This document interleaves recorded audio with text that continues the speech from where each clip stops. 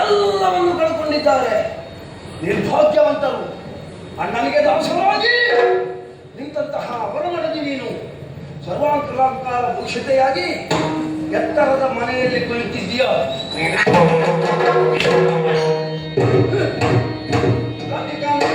ಪ್ರಶ್ನೆಯನ್ನು ಕೇಳಿದ್ದಿ. ಇನ್ನ ಪ್ರಶ್ನೆ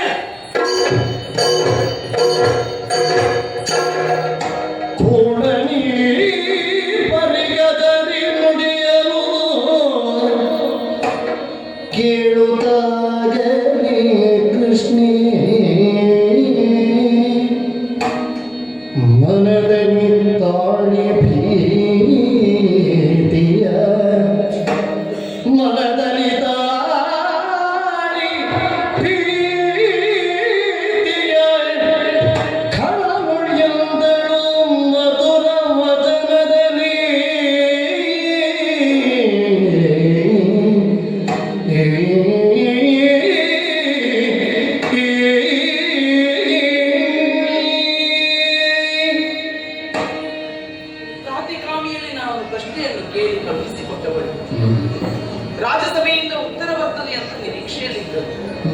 ಆದರೆ ಉತ್ತರದ ರೂಪದಲ್ಲಿ ಬಂದವ ದುಶ್ಯಾಸನ.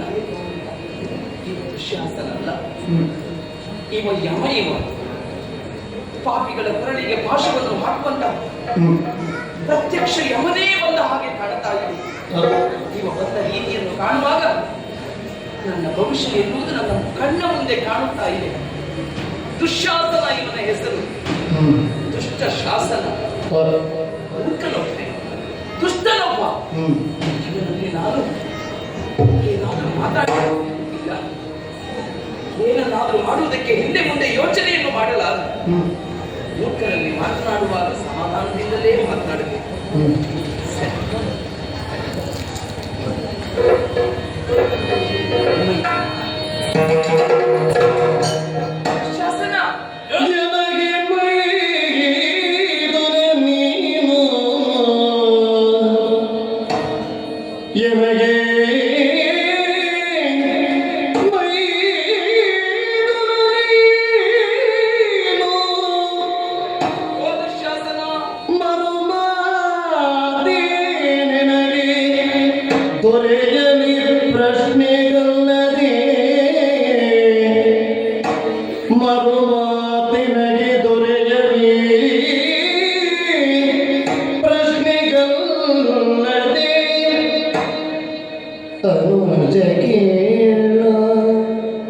पुष्पवती बरमिल्तु सभी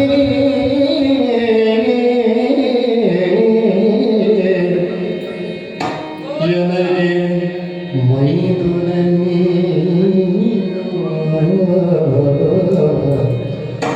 मैदुना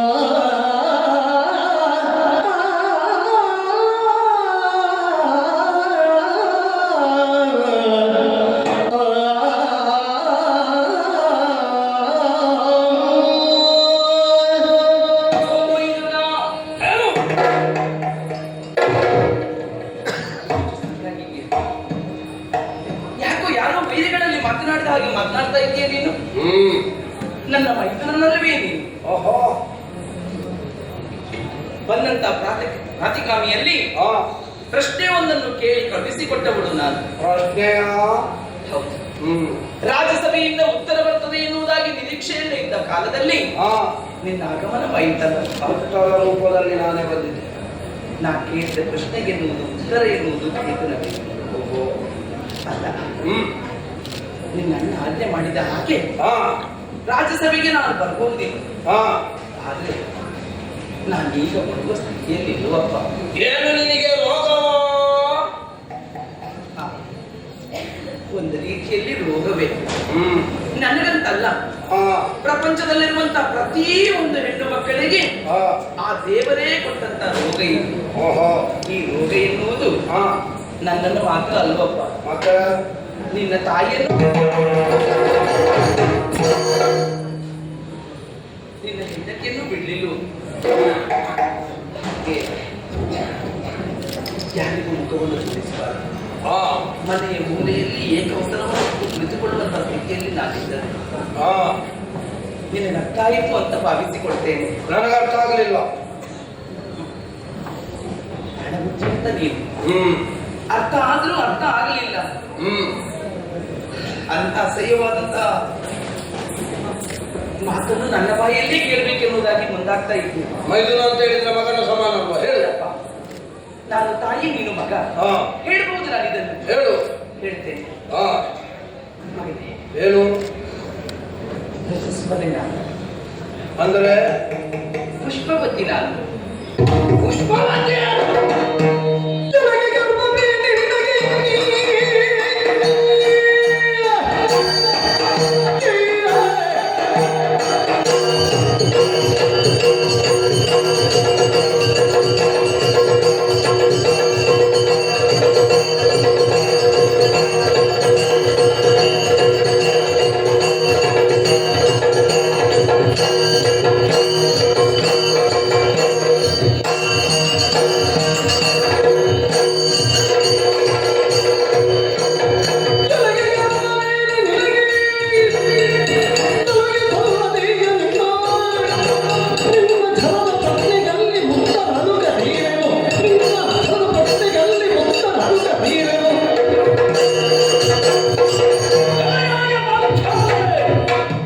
ಸಂಬಂಧ ಎಲ್ಲ ನಿನಗೆ ಬೇಕಾದ ಹಾಗೆ ಅಲ್ವಾ?